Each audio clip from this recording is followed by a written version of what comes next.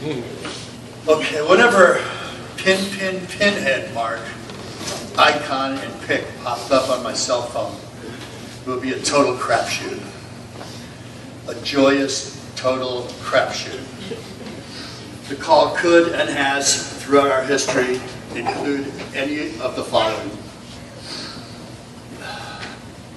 Could be music, love, body modifications, motorcycles. It could be anything.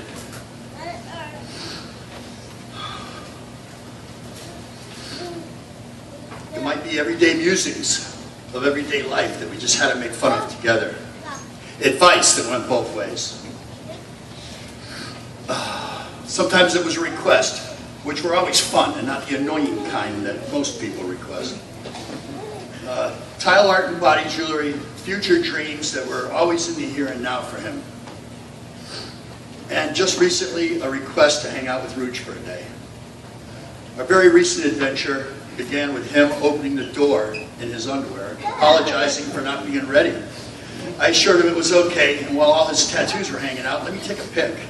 He immediately, without hesitation, shot into the pose of a Greek god. So I kidded him that I was going to splash the pics all over the internet. Of course, he was all for it. We had a Ferris Bueller type day. This was less than 2 weeks ago. He came with me to make mundane tasks hilarious and ridiculous. One chore was to obtain a stamped envelope. He suggested Amscott. We walked in, and he worked that place like a seasoned lounge act. He patiently answered all the girls' questions about his ink. It's nothing but the gentleman. I'm currently inquiring, trying to get that tape from Amscott, by the way. You'll see it. But most of all, we talked. Him and I always talked. We told each other things that we could tell no other. We told each other things only we could tell each other. And judging by the smiles that I see, I can only ascertain that I am far from alone on that. We had a lot in common in our twisted little lives, and we reveled in it. We have joked many times about how comical it would be to just have recorded the conversation we had. But of course we didn't. I bet a lot of you are thinking the very same thing. Our day went on, and after hours of conversation, he informed me that he needed only 2 more punches on his card to get a free Italian ice. So when we got there, the owner said, "Oh, you brought another new customer. You got to make him pay, right?" "Of course," Mark said. Introducing me, the owner explained that he had brought more new customers there than anyone, and that's him. Always wanted to spread the wealth.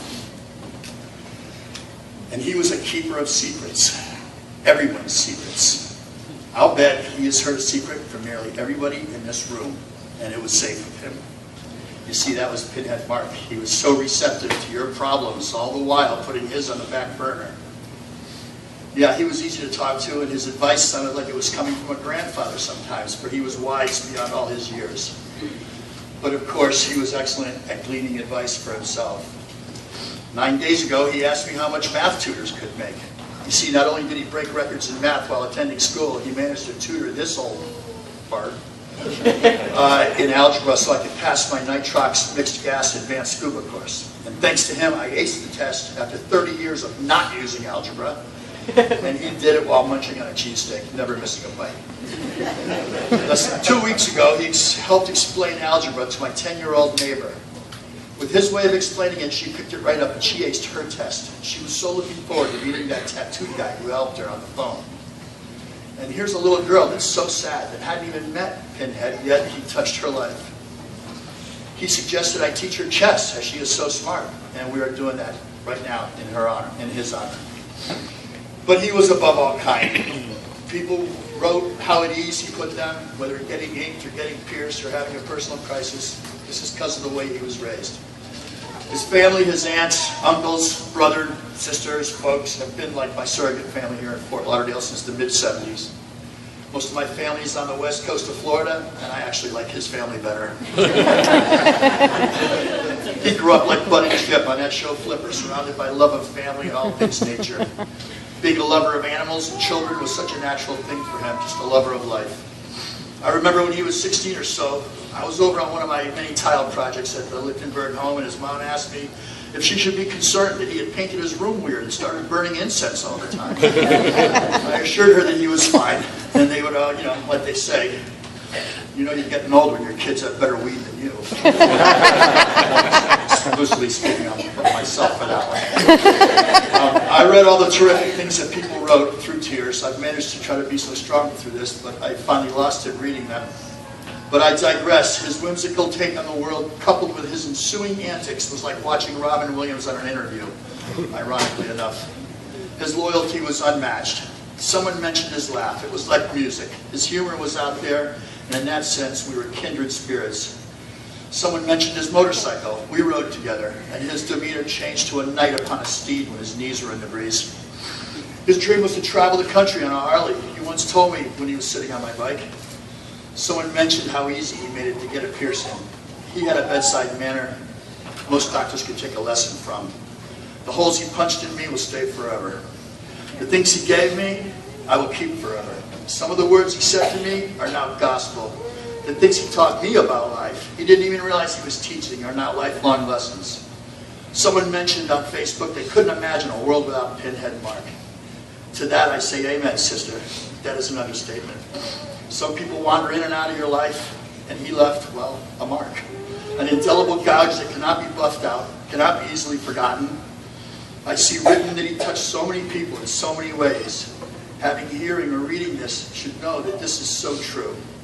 His way of making everything, he said, make total sense was uncanny.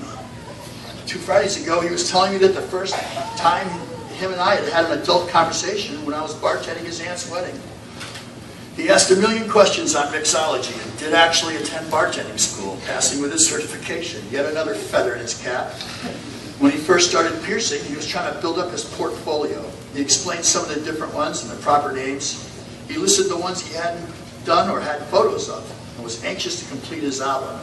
I, of course, mentioned that I always wanted a nape and a frenum ladder, but I didn't know what they were called and how complicated they would be. The next day when I visited the shop, I noticed his area all prepped for a piercing. I said, "Ooh, who's getting pierced?" "Ah, you are." He did the nape right then, and then he scheduled my frenum ladder for the next week. He asked if I minded if he used it as a teachable moment to some fellow piercers.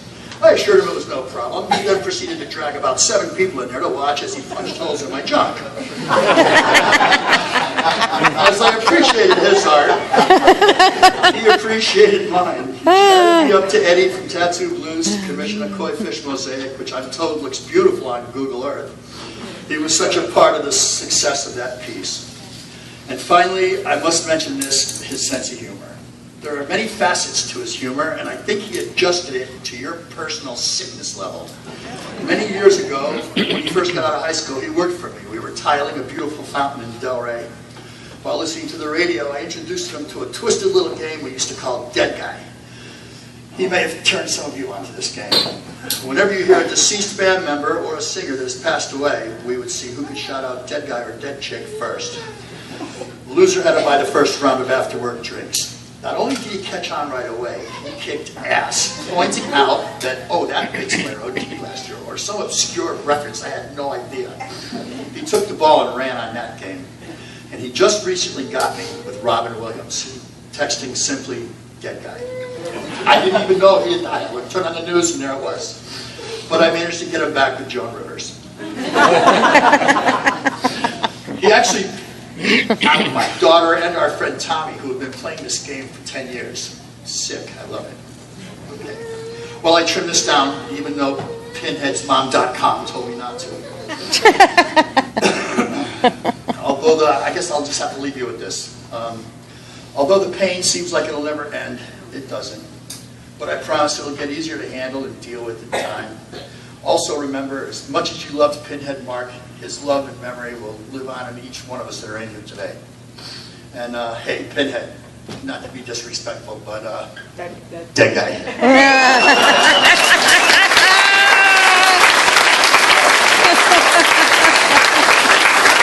Thank you, sir.